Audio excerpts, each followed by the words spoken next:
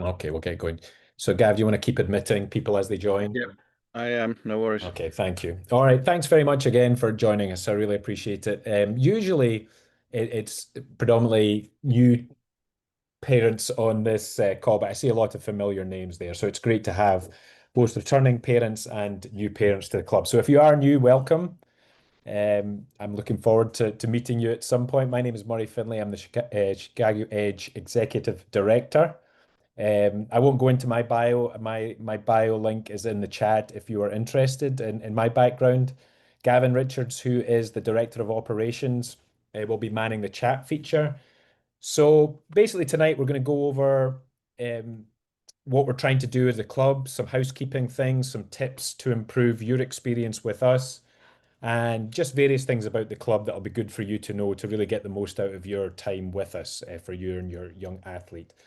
So real quick, Chicago Edge Soccer Club has been around for 13 years, since 2012. It was the result of a merger between Oak Park River Forest Strikers, which is the club I ran since 2003, and River Forest Rapids, which is the club Gavin ran.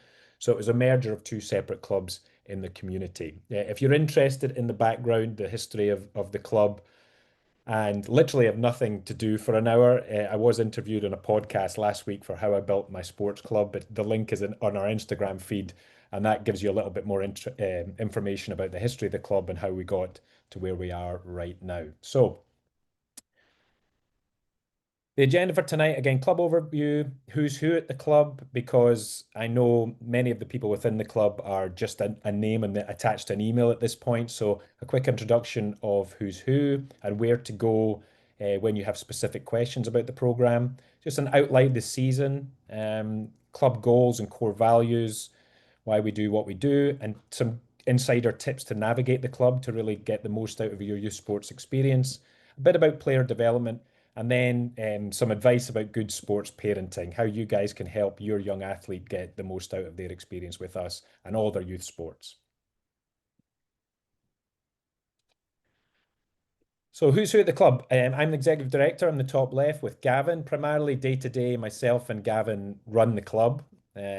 We don't have a physical office. We have offices in our house. We talk to each other, remotely over Zoom. We meet from time to time on the field mainly, but we run the club on a day-to-day basis. Thomas Schaller is our administrator. You probably recognize his name from registration process. So if you've got questions about financial aid, registration, anything to do with the website. Thomas, that is not actually Thomas Schaller, the sharp-eyed out there will realize. I don't have a photograph of Thomas, but he has a passing resemblance to Sean Bean, the English actor.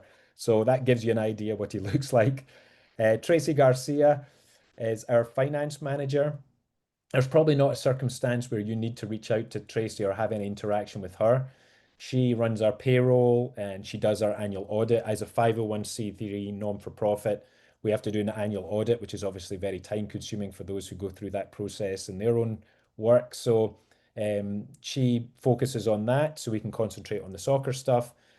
Philippe Demoura, we're very happy and delighted that we have a new director of goalkeeping. He's our first Brazilian coach that we've had with the club. We've had coaches from all over the world, and this is our first Brazilian. So he's going to work full time with the club. He's going to coach our 2013 boys, and he's going to develop our pool of goalkeepers. He's really a fantastic coach. So I'm really excited for him to get going working with our goalkeeping squad. Many of you know Cesar Ramirez. He is our youth guru, our young player guru. He kind of straddles the bridge between our community programs with the Park District and our younger age groups in our Edge Academy. He's a very well-known face around the fields of Oak Park River Forest. He's our developmental phase director.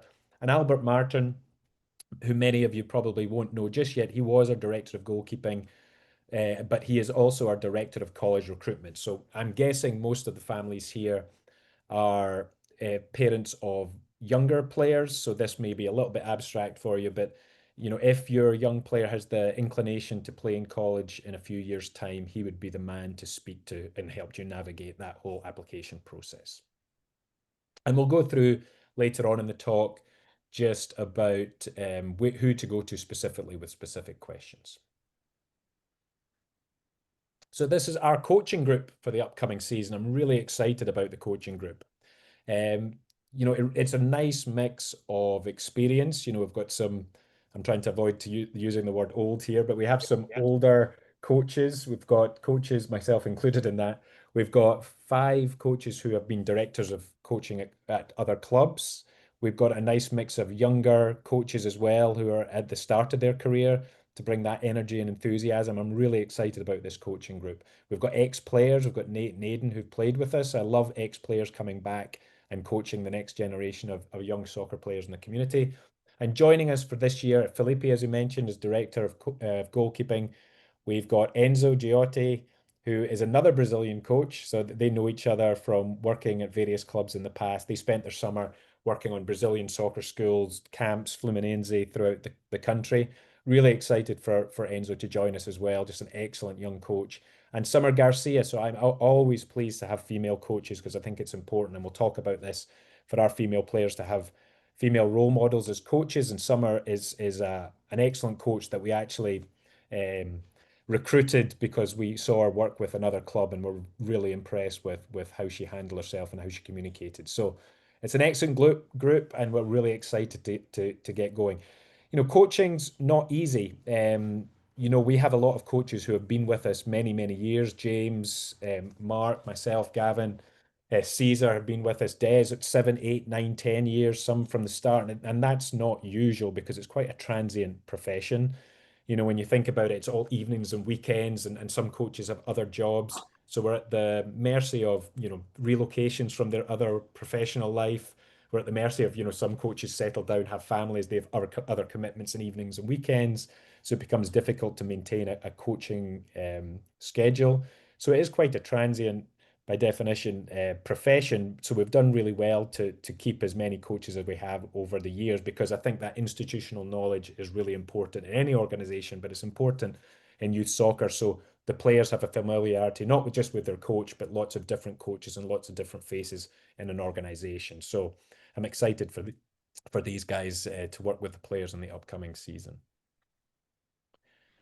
So just an overview of where we are this year. We have 46 teams, about 623 travel players. That's down from about 47, 48, which is not necessarily a bad thing. I think everyone's aware in this community that we're quite landlocked. They're not building any nice new, there are some nice new soccer fields in Oak Park that we don't get access to, but we don't have enough field space to really be above 50 teams. So we try and maintain around 45 to 50 teams. When we get above 50 teams, it becomes a bit cramped in terms of field space. So we're right on the sweet spot at the moment. 623 travel players. We have as many of you know, because your player came through it, we've got quite a robust Edge Juniors program. So we do all the soccer programs for River Forest Park District and Park District of Oak Park.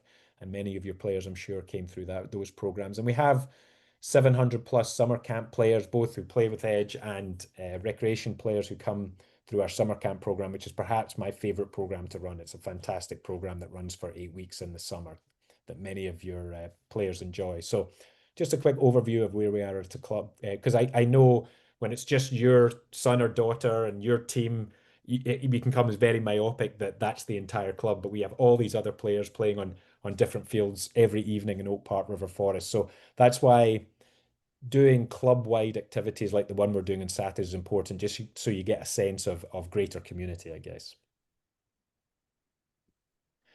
So some of the supplemental programs we do, and I'm sure some of you are familiar with these programs. So our supplemental programs, we call our community programs. So they're programs that are open to both Edge players and non-Edge players.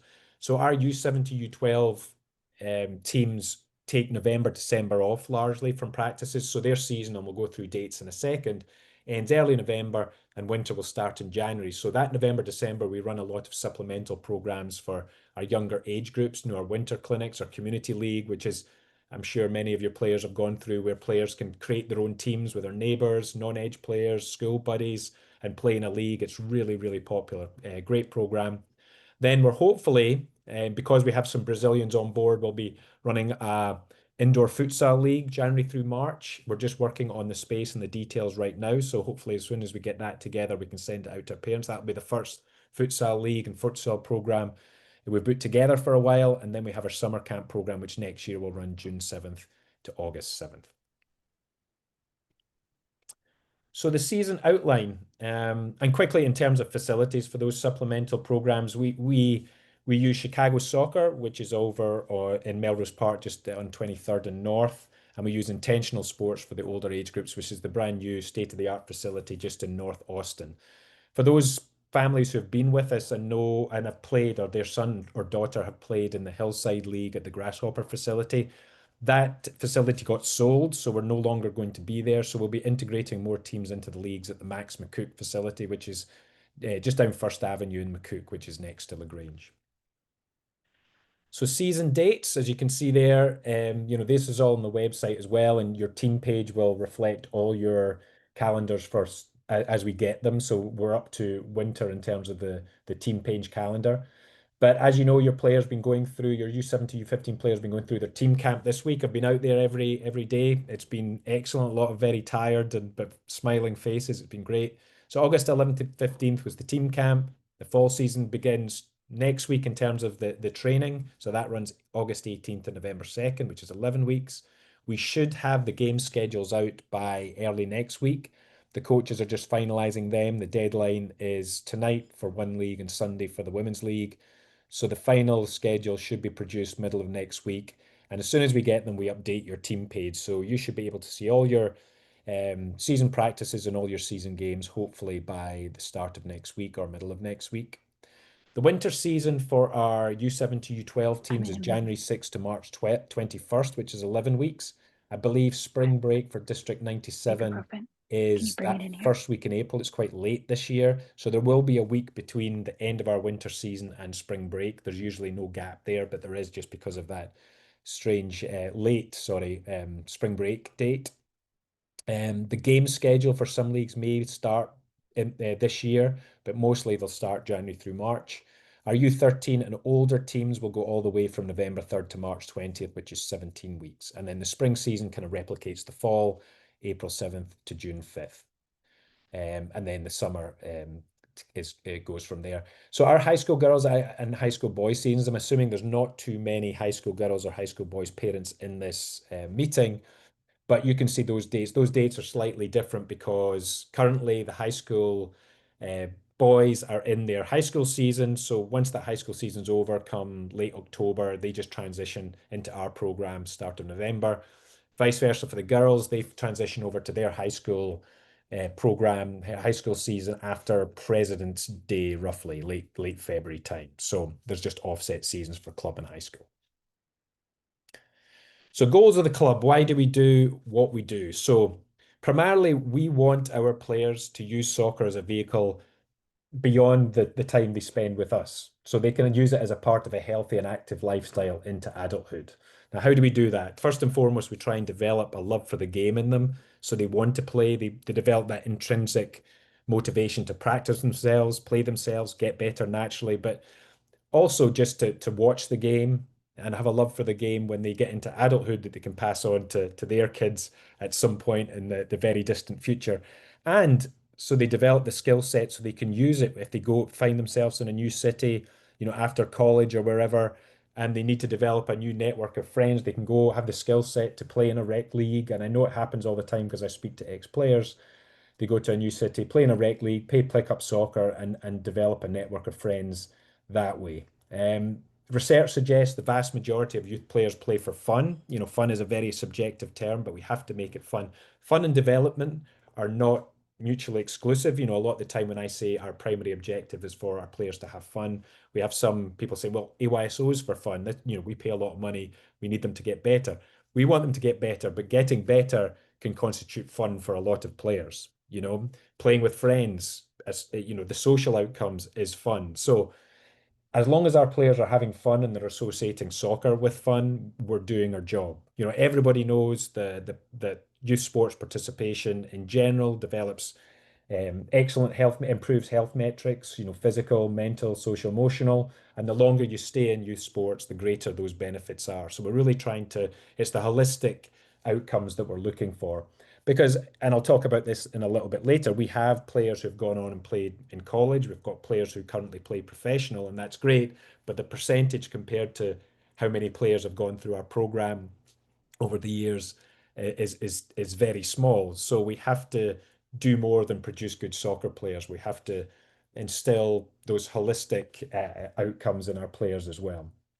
So our mission statement, which is posted on our website, we're a non-profit organisation, provides competitive players in the Oak Park Reformist community.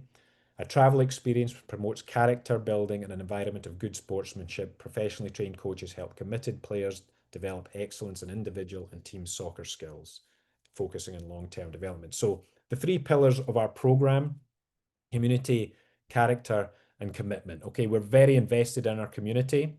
We have players from outside Oak Park River Forest, and we accept all players, and we're very proud to have them. But where we're situated, we are a community club, and we focus on in working with the families within that community. Because of the holistic outcomes we're looking for, we try and promote character building, through good sportsmanship, positive role modeling, that kind of thing. And we want to develop a commitment to the sport, that intrinsic motivation we talked about before, about wanting to play soccer, wanting to watch soccer, because in this country, there's so many other things the kids could be doing. So if they don't develop that love for the sport, they'll go off and do something else. Our coaches love soccer, and I love soccer because it's my job, and I've got a lot out of the sport, and we want to kind of transfer that love onto our kids. Our core values, I'm not going to read these, but touch on a couple of them. Again, that community side of things we talk about. We've all valued community involvement of our players and families, and that means we promote the idea of them, doing other sports, working with other organizations, and that means on our level as well, because it's a smaller community, it's very landlocked, it's a bit of a socio-economic island, so we have to work with a lot of other organizations for the limited resources within the community, and that means making sure we're understanding of their needs, and just being positive in our interactions with other organizations within the community, whether it's youth sports or otherwise. And part of that is understanding that our players do other things, they have other interests. And research suggests that obviously when young players do multiple sports, that provides a much better foundation for long-term development than focusing on soccer. It's about time to get ready for bed. Okay, if you could mute yourself there. Where was I? So yeah, building that foundation of multi-sport athletes, it prevents burnout. It's great if players are focused on soccer and they're all about soccer from a young age, but research suggests that if they do that, it's to a detriment. It can create burnout, repetitive injuries, that kind of thing. So we really promote the involvement of our players in multiple sports. And how do we do that? Our coaches, as much as they would love to have every single player there at every single game of practice, are understanding about other commitments. We have an open practice policy that if you miss a practice with your team, you can go to a practice with another team just to make up. So you're getting your touches in for the week. As long as it's okay with the coach, we have to manage that a little bit to make sure we don't have too many players coming to a session, but we have an open practice policy. We're very flexible with that. And as long as the communication is there with the coach as well, which is important, which I'll talk about a little bit later on. So I talked about role models in the female game. Back when I started in 2003, the club was probably 50% female and 50% male. The 1999 Women's World Cup had just finished. Brandy Chastain, if you remember back then, it was a big deal. That meant a lot of girls started playing soccer at a very young age. So, and this isn't just exclusive to our community, this is all around the country. But now it's shifted to where our club and many clubs like us, almost every club like us, is about 75% boys and the remainder girls. So we're really working hard to kind of address that balance. And I know it starts with um, having female coaches to be role models for our female players as much as we can. But I just don't get as many applications from female coaches, unfortunately, than we do with from male ones. So we started this women's empowerment and learning series for our female and non-binary players in the club. Strong bodies, strong minds, and strong futures. So we have different activities and events for those players in the club. So for example, we've had different ways to incorporate sports into adulthood. So just teach our young girls about how they could stay in soccer when they're grown up, whether it's refereeing, coaching, administrating, it's a viable profession if they choose to do that. We had some seminars about nutrition, injury prevention, that kind of thing. So we're working on putting something together in the fall. And when we announce that, hopefully your daughter can join in with that because I think it's a very rewarding program. So tips to navigate club, and Gavin, jump in here because you're a bit more familiar with the website and stuff than I am. But use the app. Our team page is very informative in terms of the schedule and communication with using the chat feature.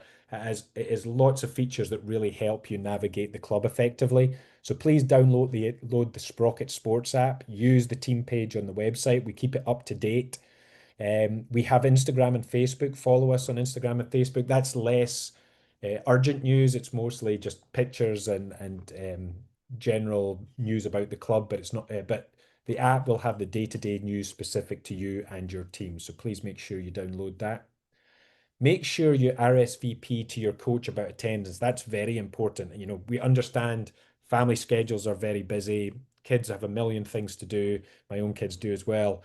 So just communicating with your coach when you're missing a practice, and particularly when you're missing a game, because obviously we have to make sure we have enough players for games, and doing that in a timely manner so the coach has time to go and get guest players if needed. So I can't stress that enough. Just make sure that you're RSVPing through the website about games and practices, about attendance as soon as possible. You know, if a coach, some coaches are different in terms of communication. So if a coach prefers an email, prefers a text, I don't think many coaches use text anymore, but the chat feature on the app is effective too. So just ask the coach what's the best way to RSVP about attendance. And generally, you would do that on the event reminder. So you get an event reminder about practice, you get an event reminder about games, and you get an RSVP feature on those emails where you can hit decline or accept, and that records your attendance or your player's attendance that your coach can look at. So please make sure you're doing that diligently. Look out for email notifications for cancelled practices. So we talked about the facilities and resources we have in terms of field space in the community. You know, you drive along Lake Street in Oak Park and Division Street in River Forest, and there's lots of very nice turf fields that we don't get access to. There's lots of reasons why that is. We try and get them, but you know, we have, again, we work with lots of different organizations in the community trying to get all the field space we have. We just find it very difficult to get access to some of those turf fields. So which means we're at the mercy Monday through Friday of the grass fields who are run by the park district. So if the park district deems that it's too wet or it's unplayable, you know, we cannot go on the fields. You know, I know we get every time we cancel or the park district cancel the fields, so we have to cancel practices. Sometimes we get emails from parents saying, "Hey, I just drove past Lake Street and it's open. Can we jump on?" Unfortunately, that's not the way it works, because if we jump on Lake Street and we don't have a permit, we get in lots of trouble from the park district. So we're kind of at the mercy of that. We try and get the decision because we know every family has a schedule and they want to know what's happening as soon as possible, day to day. So we try and get those decisions as early possible. Sometimes we do. If it's really obvious, if it's been raining heavily for a long time, we kind of know what's coming. But if it's one of those marginal days, sometimes we don't get the decision from the park district until 2 or 2:30. So no, we work at the speed of the park districts in terms of those decisions, and we'll get email notifications out to affected teams as soon as possible. Now, who to go to with questions if you have specific questions during the season. If you have questions about your specific schedule to your team, specific player feedback for your son or daughter, just general team dynamics, minor discipline issues, your coach would be the first person to call because they would know the situation a lot better than myself or Gavin may. So build that relationship with your coach. All our coaches are very friendly, you know, open to communication. So feel free to start that line of communication with your coach as soon as possible. So any minor issues that might arise or schedule questions, please go to them. If you have questions about fields, uniforms, schedules, or tournaments, please go to Gavin. He's on top of those things. Registration and payments, that would be Thomas Schaller. He's very efficient and very good at what he does. He actually lives in Indianapolis, so he works remotely, but he spends all day on the computer and is pretty quick at responding when you reach out to him. And if you have any questions about the coaches or anything about the programs or something you're not comfortable with approaching your own coach, please come to me. Major discipline issues, if it's an issue that has been happening consistently and maybe a conversation with the coach hasn't solved the issue, you would come to me. So, you can come to anyone generally and we will sort it out. But if you want to just kind of make it more efficient, please go with to that specific person for those specific issues. But we're always open to answer any questions that might arise during the year. Now, we always have lots of questions from parents about how to develop players. How do we create good soccer players as well as good humans? This community we live in generally, it consistently creates very fine young adults. I'm always surprised that, all the parents who come through, some have difficulties during the process, but they always turn out to be fine, young, fully functioning adults. And it's great to see them move on to adult life. But how do we develop soccer players? We do it through a number of ways. So we focus initially U7 to U12 on the fundamentals. We understand because the players may be doing other activities that the time they're at practice may be the only time they're touching a soccer ball during the week. So we have to have a lot of what we call ball roll time. The ball needs to be moving. They need to be touching it as much as possible in the U7 to U12 age groups. A lot of 1v1 player to ball ratio activities, a lot of 2v1 dynamic competitive activities, a lot of small-sided games, 3v3s, 4v4. So the coach creates that environment so the players can learn themselves. Going back to how difficult coaching is, it used to be kind of behaviorist, right? We all probably had that coach that just tried to manipulate your behavior by, through positive or mostly negative reinforcement. Screaming and shouting is that kind of behaviorist idea, but that's not the way it's really done anymore. Your coach is trying to create the environment so the players can learn themselves, and part doing that is manipulating space, manipulating pressure, manipulating success in a kind of small-sided 3v3, 4v4 environment. So they're doing repetitive dynamic actions throughout the practice. And that really helps developing players. And I concentrate on the U7 to U12 because that's really the golden age of skill development. You can still be a good player if you pick up soccer at 13, 14, 15, but the ceiling is much lower because you didn't have that foundation to develop those skills earlier. Soccer players don't peak, research suggests, till about 29 or 30, although I'm 48 and I'm still waiting for that peak. So it's a long-term process. Every player in our club, every player in high school is still developing. No one's the finished article yet. So we're aiming to try and get the players as much as we can to be good at 16, 17, 18 and beyond, so they have a chance of making the varsity team. We don't really care too much about U9, U10 division titles, as nice as that is. Ultimately, we all want to win soccer games, right? But it's not the outcome we're really focusing on. It doesn't really matter in the long term, and we'll talk about that in the last few slides. The players shouldn't have any fear of losing or making mistakes, and that goes into partly the good parenting, a good sports parenting slide we'll do in a little bit. But we have to have the players to have no fear of making mistakes. So you watch professional soccer on TV, everyone's making mistakes. Soccer is hard, and I'll talk about that in a little bit. There's mistakes happening all the time. So please don't pull up your kid for making mistakes on the soccer field, because it's how you learn. That lack of fear of making mistakes creates creativity, and that's the creativity we want the players in our club to have.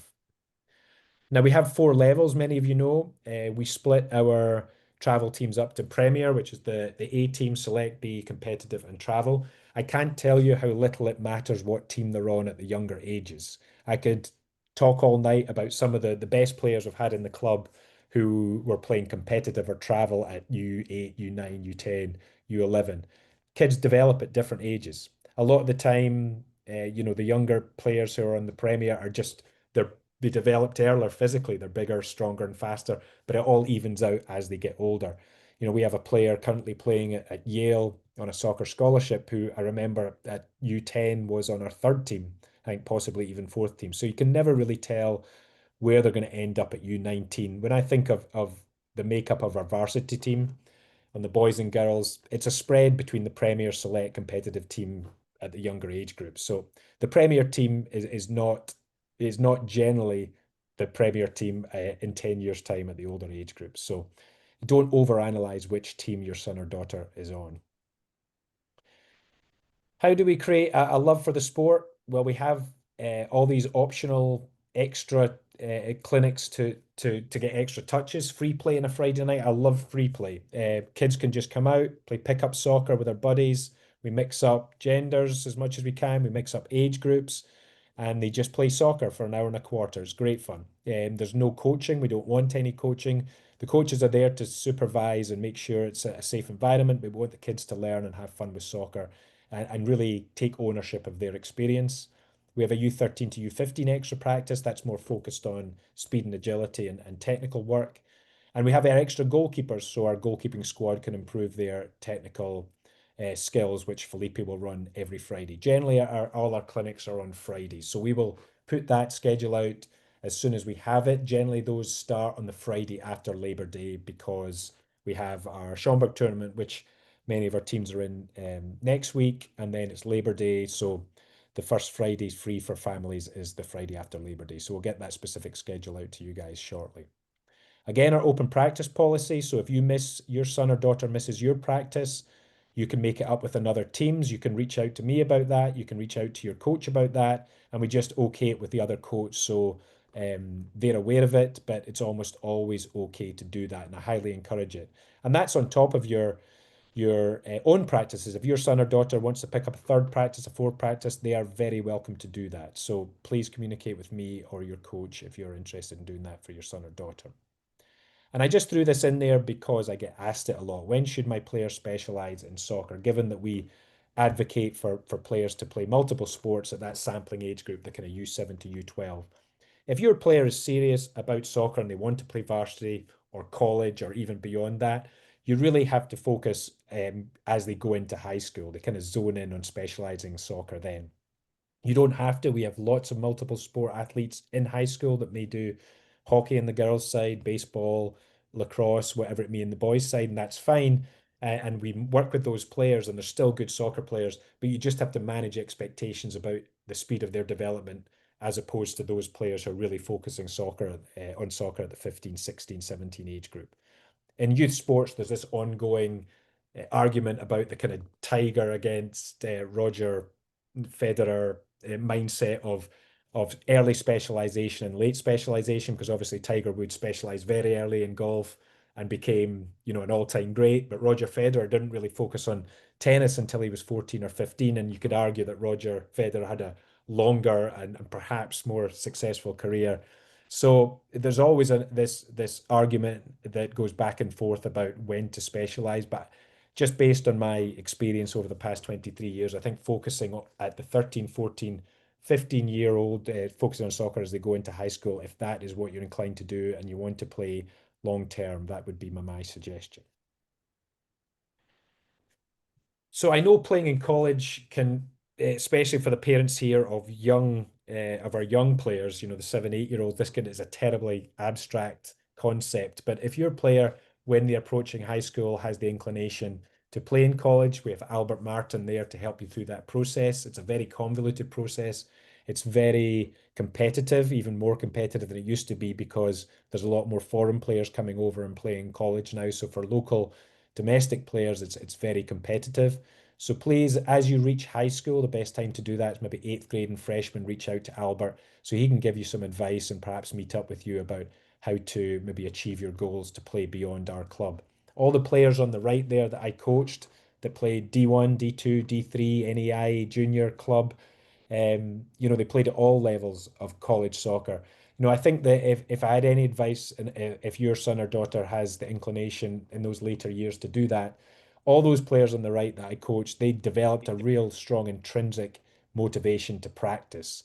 And that doesn't mean spending lots of dollars on ID clinics, camps, programs. It means just getting the ball out and going by themselves. All these players I used to go past Lake Street and they would be practicing themselves. And that's what really differentiated themselves from other players in the later years. So good sports parenting, How do you get the most out of your experience and how does your young athlete get the most out of their youth sports experience. And this is just based on mine and Gavin's experience of doing this a long time, and the interactions we've had with parents a lot over the years, and what are some of the issues we've had to deal with. So be positive and keep it in perspective. This is youth soccer. We have had this is a community with great families, great people, but we've had lots of very nice, very intelligent parents, quite frankly, turn into lunatics around the sports field. So please keep it in perspective and keep it positive for your player. It's a very short time your player will be with us in the grand scheme of things. 10 years, 9 years.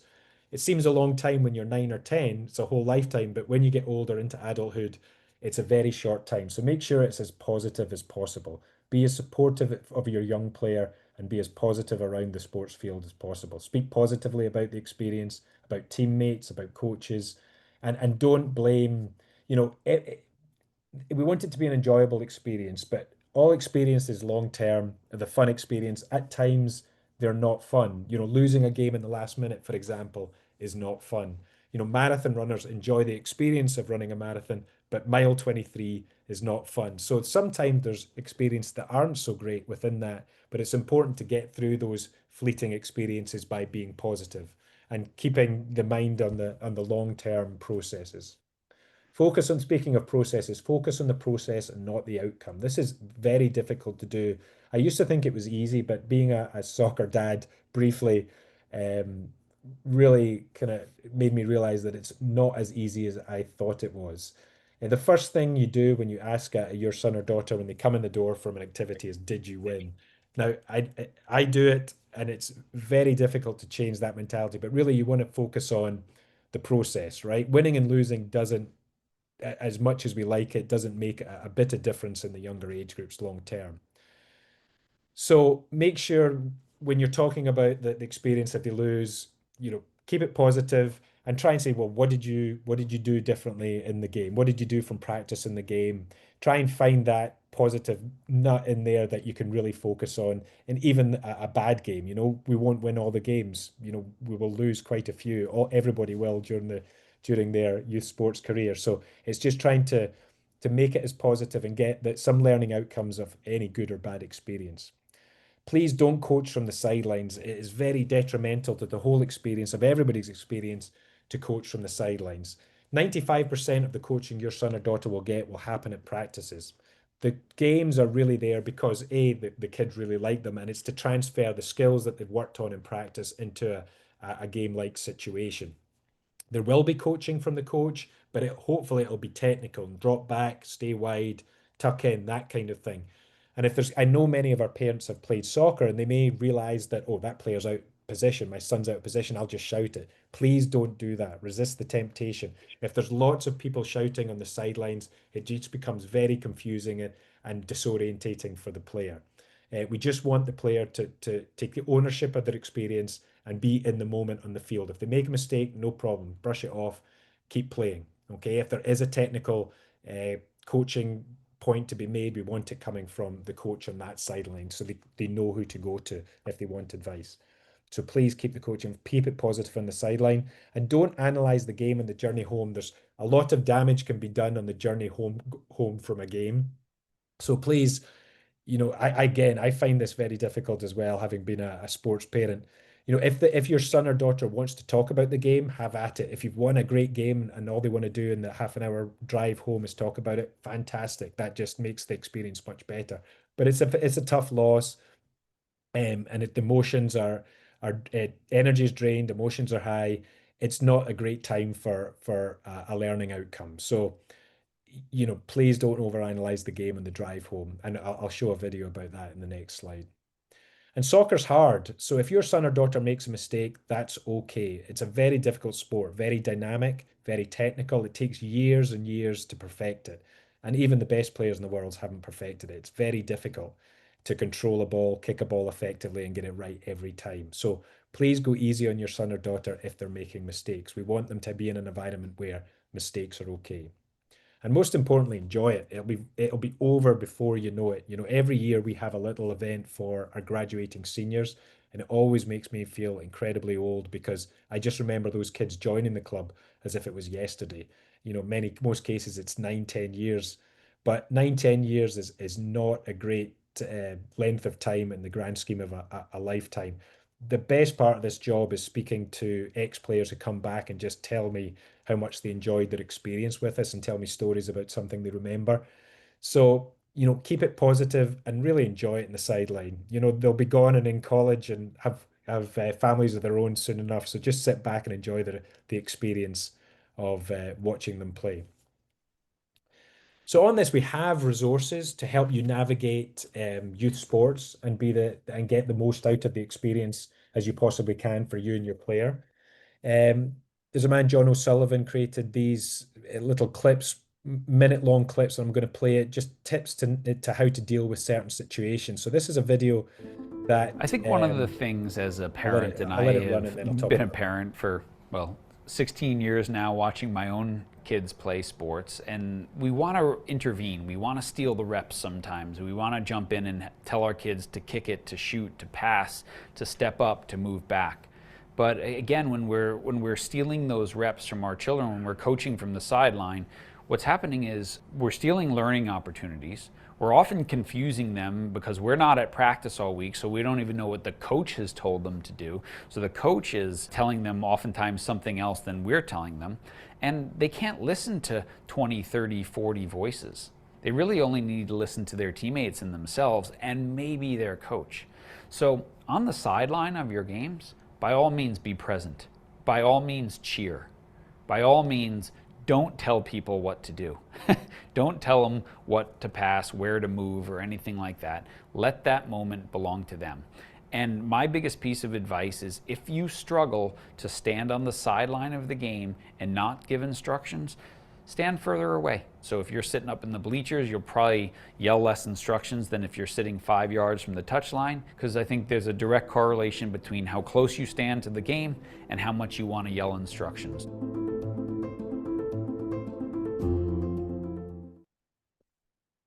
Okay, so that's just an example of some of the resources you have on your Sprocket Sport dashboard. Just lots of little videos like that just may help you navigate certain situations as you move through your youth sports experience. Looking ahead, and I wanted to give everyone as much heads up about this as possible.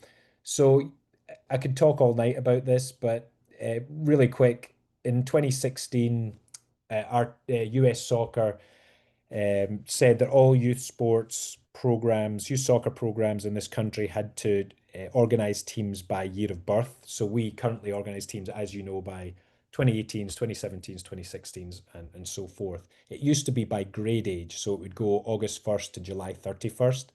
We're now switching back to grade age, primarily because people noticed there was a drop off in participation, because one of the main drivers to initial engagement in soccer and prolonged engagement in soccer is playing with friends, and specifically playing with school friends. So we're moving back right after the World Cup to August 1st to July 31st age grouping. So which means there will be a reorganization of teams. So we wouldn't need to worry about it. There's no need to get anxious about it right now, but we'll go into each roster in the new year and just work out what that might mean for your player and what it might mean for each individual team. So I just wanted to give everyone a heads up so no one's blindsided by that when it arrives early next year or during tryout season next year. Now, questions. I know I talked a lot there. I'm not sure if Gavin, any questions that came up in chat as we moved along there? No, no, you must have Well, been, you're just doing such an excellent job, Murray. Thank you. Thank you. So I hope it's a rewarding experience. It's very difficult for our coaches because we have so many parents. We've got 620 or so players, about 1,200 give or take parents, and the parents' understanding of what a coach or a youth sports experience should be really varies when you have a group that big. So we try to be all things to all people. We do the best we can. We know we can't keep 1,200 people exactly happy all the time, but we consistently are committed to being the best we can be at all times. Yeah. We do a post-fall season survey where we get anonymous feedback from all our parents and we act on it. I read that. It takes me several weeks to go through it all the open-ended questions, the objective scoring as well for each coach and team experience. and we make decisions about the following year's program for there. So we strive to do better every year, even though we've been doing it many years. We could always do better. So, again, I thank you for joining me. I know family schedules are very busy. Going back to school next year, my own is as well. And if I don't know you, I know many names on this list, but if I don't know you, feel free to come and introduce yourself in the sideline. Myself and Gavin are pretty approachable people. So come and shake my hand, we'll have a chat, and I look forward to meeting everybody on the sideline soon. And I hope everyone has a rewarding experience with us if you're new to the club. I really hope you and your player stay with us a long time and get really a lot out of youth sports and youth soccer specifically. We have a couple of questions, Murray. Okay, sure. Although, Kristen, you were asking about tournament teams, white teams and red teams. I'm not sure what those are. If you want to email me directly, please do. We don't have any white teams and red teams unless, is that in the 3v3, Murray? Possibly. It was on for responding to the Schaumburg tournament. The team, my son's on the Navy team, but it was like it was like we could respond to a white team or a red team, and I just wanted to make sure that both of those were ones that he should be playing on or responding to. If it's a 2017, there's a competitive red and Navy. They've actually ended up being a team together for that tournament. Okay. So I'm not sure where the white came from, but maybe that was just a.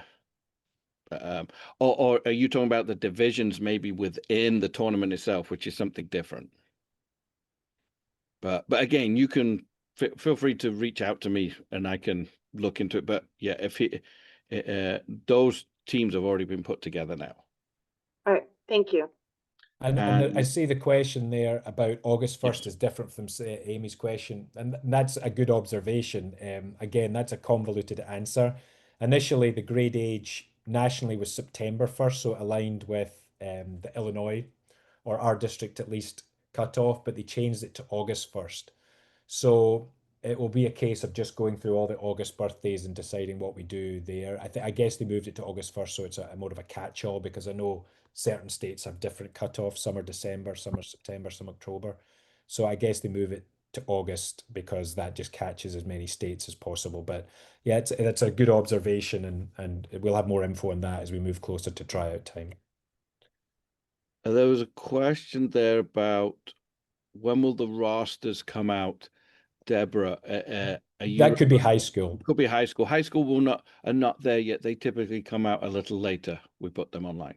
Yeah, high school boys. Yeah, they'll come out closer to the season starting. They start in November. And then I think the other one was just also about those cutoff year of Yeah, the July 31st birthday. Yeah, the leagues that sanction us are very strict. So there's not going to be a case that even though it's the day before the cutoff, we can say, hey, can he be in, or can they be in the older age group? You would need to go with July 31st birthday would be the youngest player in an age group, unfortunately. There's no way around that unless they change the date. So again, we'll put more information out as we get it the closer to tryouts. Yeah. I think we got them all. Yes, I believe we did. So, but if we haven't, of course, if we missed anything, or of course, if you think of anything afterwards, please. And there is one question there about high school boys participating in any activities. We just don't have any programs because all of our players, or the vast majority of high school boys, are playing in high school. They're just not available to play. So unfortunately, we don't have any activities.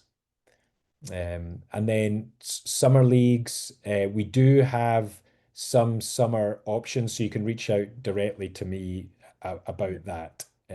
Leagues. And there was one about uniform. If you do not have your Edge uniform yet for the 3v3, are we having them play in red and navy, Murray? Is that correct? Yeah, we have some extra t-shirts and some pennies as well for that for Saturday. So we can deal with that. Yeah. And then if you'd like, the Asel was asking about high school boys participating in any activities during the fall. Probably best just to reach out to us separately for that. Yeah. You can email me directly or Gavin directly, and we can chat offline about that. Yeah. Are select and Premier teams set, or will the kids have opportunity to move up to Premier? Well, they're currently set. The tryout time is when all our teams get reorganized, but there are some, possibly depending on the age group, guest playing opportunities, but that's on the discretion of the coaches of the teams. Generally, the same coach in most age groups do the Premier and Select and all the teams at age groups, so they know the players pretty well and can move players around from there. So for the short term, the rosters are pretty much set.